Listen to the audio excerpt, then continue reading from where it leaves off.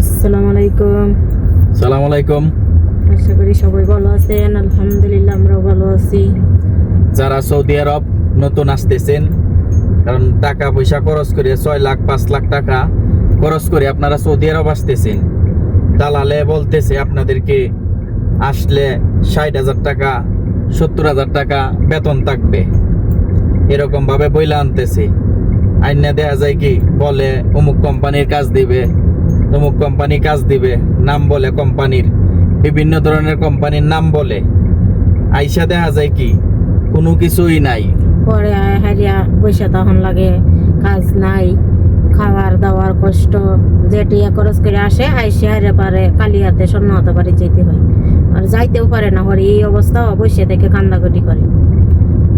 কারণ দেখা যায় কি পরে এই লোকগুলা 5 লাখ টাকা 6 লাখ টাকা খরচ করে আয়া, কারণ একটা রুমের ভিতরে রাখে দেয়, কোনো কাজ কাম পায় না, ঠিক আছে।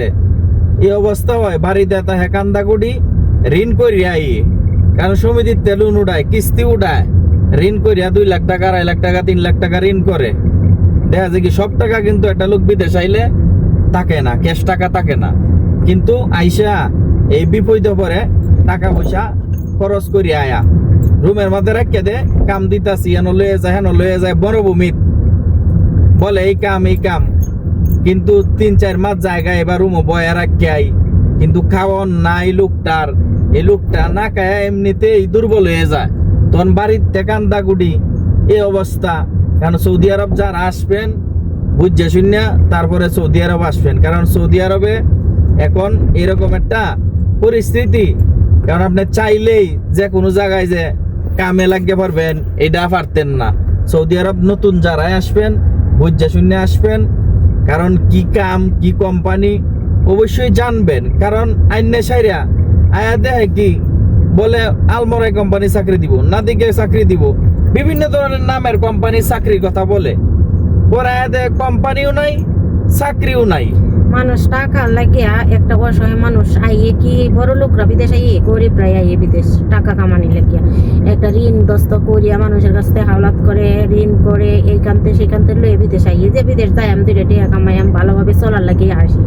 কিন্তু এই যে দালালরা এইভাবে কইয়া আনে, আরে তুমি বাংলাদেশ সৌদি আরব চাইলে এমুক কানো গেলে তুমি 2 লাখ বেতন হাইলবা 2.5 লাখ বেতন হাইলবা, এমনি কইয়া আনে। আইনা পরে না দে কাজ, না দে কিন্তু ঠিকানাই থাকে না। তারপরে যে টাকা খরচ করে আসে মানুষ আইসে তো কান্নাকাটি কি অবস্থা হয়। তো মানুষ একটা দালালি টাকার কারণে একটা অসহায় মানুষ এবার টাকা নিয়ে এইভাবে ইনকাম, এইভাবে বড় লোক থেকে মানুষরে সৎ পথে মানুষের একটা আমনে তারা যদি একটা মানুষ আয়া ভালো কাজ করতে পারে সেইভাবে আইনে দিবেন। আর ওই যে মানুষটার কাছ থেকে টাকা নিয়ে যে তোরে 2.5 লাখ টাকা বেতন দিব, তোরে ভালো কোম্পানিতে দেব, এভাবে মানুষের কাছ থেকে টাকা নিয়ে খায়া আইনে কাজ দেন না, এটা কিনে দিনে আল্লাহ ছাড় দিবে না। কারণ এই লোকগুলা কি একটা বিপদে পড়ে, কারণ সৌদি আরব আইসে, কারণ এই দালালের কিছু দালালের খপ্পরে পড়ে আসে, কারণ এই দালালে কিছু লাভের আশায় 50,000 60,000 টাকা লাভের আশায়, কারণ এই লোকের জীবনটা বরবাদ হয়ে যায়, তছনছ হয়ে যায়, তার ফ্যামিলিটা ধ্বংস হয়ে যায়, কারণ তার জীবনটাই বরবাদ।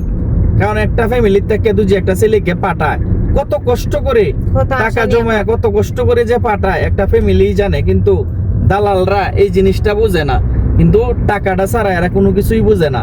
কারণ একটা ফ্যামিলি ধ্বংস হয়ে যায় শুধু কারণ এটা দালালের কিছু মুনাফার কারণে, কয়টা টাকার লাভের কারণে এই লোকটার জীবনটাই বরবাদ। কারণ সৌদি আরব যারাই আসবেন অবশ্যই জেনে শুনে বুঝে তারপরে আসবেন, কারণ সৌদি আরব যেরকম বলে টাকা পড়ে থাকে বললেই হয়ে যায় না, কিন্তু যারাই আসবেন জানবেন বুঝবেন তারপরে সৌদি আরব ঢুকবেন। তো অবশ্যই সকলেই ভালো থাকবেন। আসসালামু আলাইকুম।